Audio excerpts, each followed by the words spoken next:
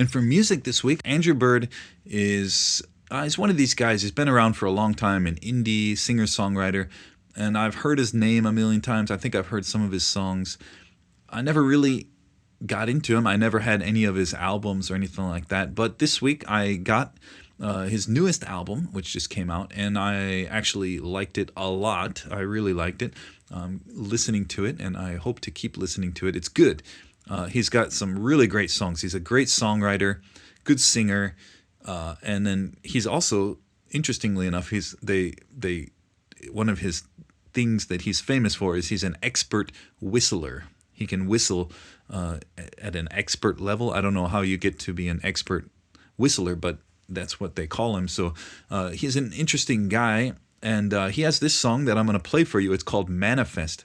Now, I wrote a little thing on the blog about this because when I post music on the blog, I like to do an English spotlight where I talk about some English phrase that they use in the lyrics of the song. And for this one, I had to explain not just an English phrase, but a concept, a historical philosophy that this song is based on. It's called Manifest Destiny. Have you ever heard of Manifest Destiny? If you ever studied U.S. history, probably you heard this because this is a very famous term in U.S. American history, Manifest Destiny. What it was a philosophy, a way of thinking that was very popular in the 19th century when America was a country. They settled when they first came. The settlers came over from England and Europe. They settled mostly on the East Coast, New York, Washington, D.C., those areas, Pennsylvania, moving west. Now, in the late 1800s, they started moving more and more west over, all the way to California, moving out and pushing out, expanding, and pioneers. They were called pioneers. And their main philosophy at that time, the European settlers, the early Americans, their philosophy was called Manifest Destiny. And the idea was that God wanted them to move west and to take over all of the land. So the mission that they had, some of them believed it was from God. Some of them just believed it was their mission in life to take over the land and take it especially from the Native Americans, because the Native Americans were there first, obviously, but the early Americans believed it was their job to kick them off of the land, and they did terrible, terrible things in the name of this mission that they believed was from God to take this land. And so it's one of these things in history. Now we look back at it and we think of Manifest Destiny as a negative term. It's a negative thing because these people were basically using God as an excuse to kill Native Americans, to steal their land and their property and that kind of thing. So it's a negative term now. But at the time, the people who had that belief, it wasn't negative to them. They thought it was their mission. They believed that it was their mission and that God wanted them to do this. So it's one of those interesting things about history. And so to know that, you have to know that first to really appreciate this song. Okay, and now this song is not about that. All right, so this song is not about that, but he's using that as a metaphor, as a symbol for other things in life, like, for example, just when you're young, relationships, you get into a relationship or you have some dream. When you're young, you think like, this is my destiny, this is my life, that it's my goal, it's my dream, this is what I'm going to do. And then as you get older, you realize you made a lot of mistakes trying to reach those goals, trying to have that relationship or whatever it is. And that's what this song is about. It's kind of using the idea of manifest destiny as a metaphor. And so that kind of songwriting, that deep songwriting, that's what I really love, that kind of stuff. So that's why I liked this song. So let's listen to it. It's called Manifest.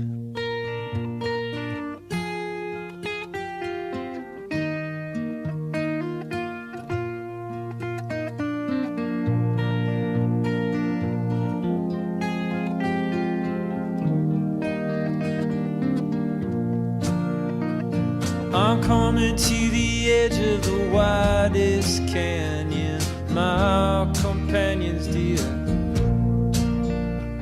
I'm starting to question my manifest destiny, my claim to this frontier. I'm coming to the brink of a great disaster, and just has to be near. The earth spins faster, whistles right past you, whispers death in your ear. Don't pretend you can't hear. Don't pretend you can't.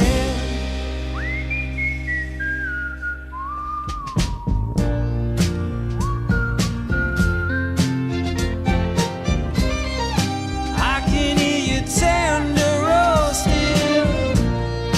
Dig it.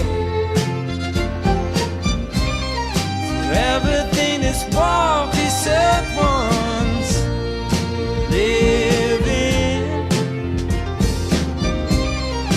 Then to be exhumed and burned to vapor. Can you save her? Now she's in the air, radical and free. Neither here nor there. She's obliged to no one. She's obliged to no one. Yeah, yeah.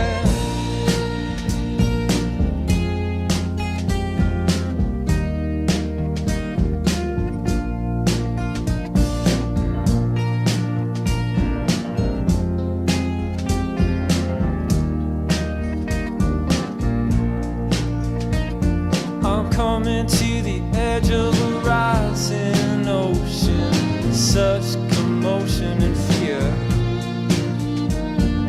Keeping all our eyes on what's on the horizon and all that we hold dear.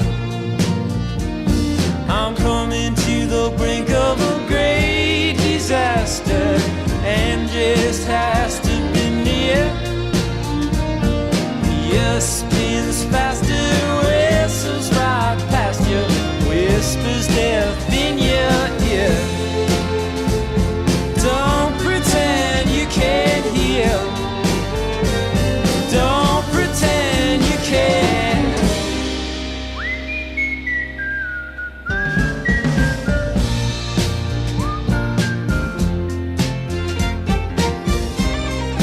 I can hear you tender roll still. Dig it. For everything that's walked this earth once. Live it. Then to be exhumed and burned to vapor. Can we save her? She's in the air, radical and free. Not a goddamn care. She's obliged to no one. She's obliged to no one. Oh no.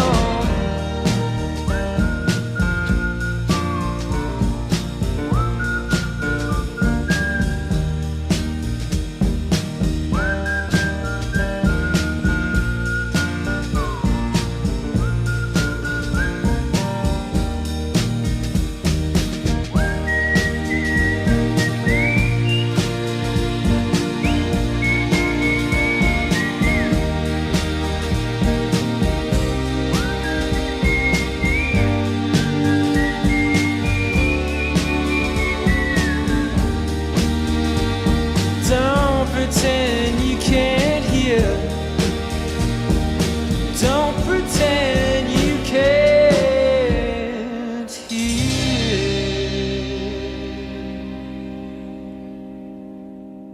All right, well, let's get into news slices. Let's talk about some news.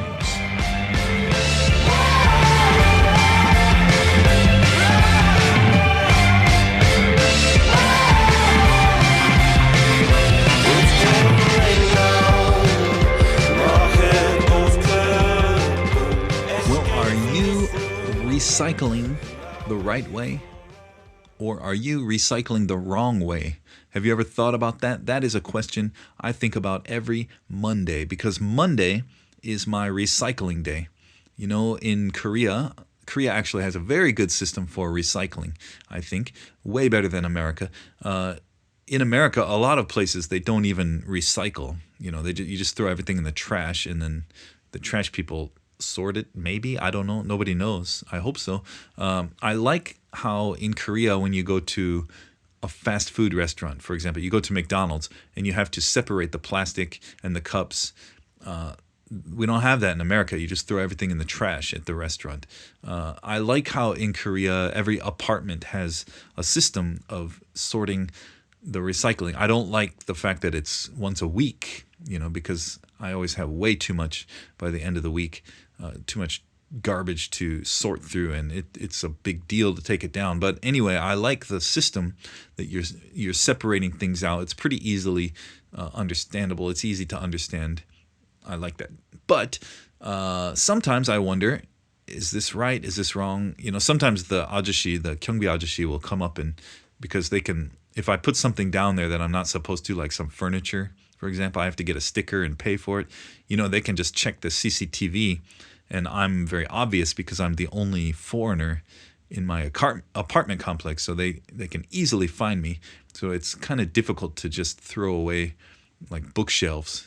You know, I try to be sneaky and get it down there. But they always find me. They come up and I have to pay the sticker price because they can find me on CCTV. And they told me last time, they said, just call us. It's too much work to go through CCTV and find you every time. So anyway, there's a good system. It's very organized in Korea. I like it. But this video that I posted on the blog is about the fact that in America especially, and maybe in Korea too, but in America, recycling is not quite as organized as Korea. And so people often don't recycle correctly. They recycle in the wrong way. The way it works in America, in a lot of states, like I said, some states don't even have recycling. And some states, if they do have recycling, they have a system where you just put everything in one bin. So glass, plastic, everything goes in one, and then you just send it to the recycling place and they sort it out.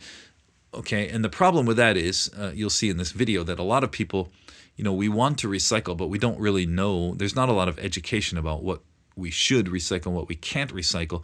And so people will throw things in there that shouldn't be recycled, and then it contaminates the other things. So they can't recycle the other things because it's contaminated by these. This is what the video says. I didn't know this. I didn't know about this.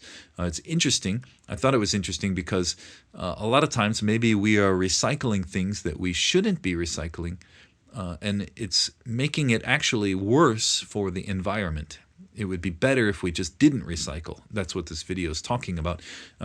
What are the options? What do we need to do? I don't know. Maybe more education, probably, about what should be recycled, what shouldn't be recycled.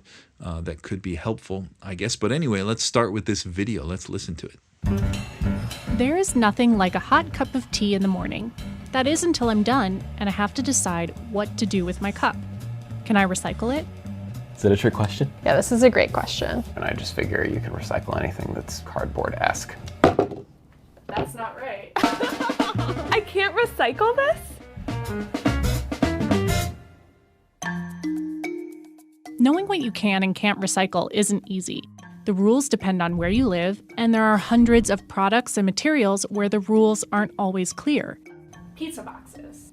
I hear that that's not recyclable. I don't know if that's like a legend, an urban legend or something. Paper towels. My roommate and I actually have this discussion where I'm like, I'll throw paper towels in there, and she's like, I don't think you can recycle that, and she'll pick them out. I'm like, I don't know, it's paper. Bubble wrap mailers. I don't know, this is so hard. The confusion means that things that are actually garbage still end up in the recycling stream. About 25% of what Americans try to recycle can't actually be recycled. Waste management experts say what's going on here is something called aspirational recycling. When people are unsure if an item can be recycled, they recycle it because it feels like the right thing to do. And while our intentions are good, this behavior isn't harmless. even small amounts of contamination can turn entire hauls of otherwise recyclable materials into trash. And the problem has been growing. The rate of recycling contamination more than doubled in the last decade. So why is this happening? Well, it's at least in part due to a major shift in how Americans recycled. Beginning in the 1990s and 2000s, municipalities implemented single-stream recycling programs. Paper, metal, plastic, and glass no longer needed to be sorted. They could all live in one bin. Communities quickly adopted the practice, and by 2014, 80% of all curbside recycling programs in the US were single-stream. The problem is, there's evidence that when we put all our recycling into one bin, we're more likely to throw trash in there along with it. Take two neighboring counties in Florida, for example. Palm Beach County, where residents must pre-sort their recyclables, had a contamination rate of only 9%, while Broward County's single-stream program had a contamination rate of 30%. Single-stream recycling takes the responsibility to sort off of the individual and shifts it to materials recovery facilities, or MRFs, where trash gets sorted from recycling by machines, but also by workers, who often have to remove waste by hand. Pizza boxes contaminated with grease, electronics that aren't processed at standard recycling facilities, even the likes of Christmas lights, animal carcasses, and bowling balls. In Portland, workers remove thousands of dirty diapers every month. In a perfect world, everyone would just know how to recycle correctly. But short of that, there's something we can all start doing differently right now. Unless you are absolutely sure, don't recycle it. In fact, recycling education campaigns encourage the opposite. When in doubt, the best option may be to throw it out. Most people want to do the right thing, and sometimes the way to be a good recycler is to throw stuff in the trash.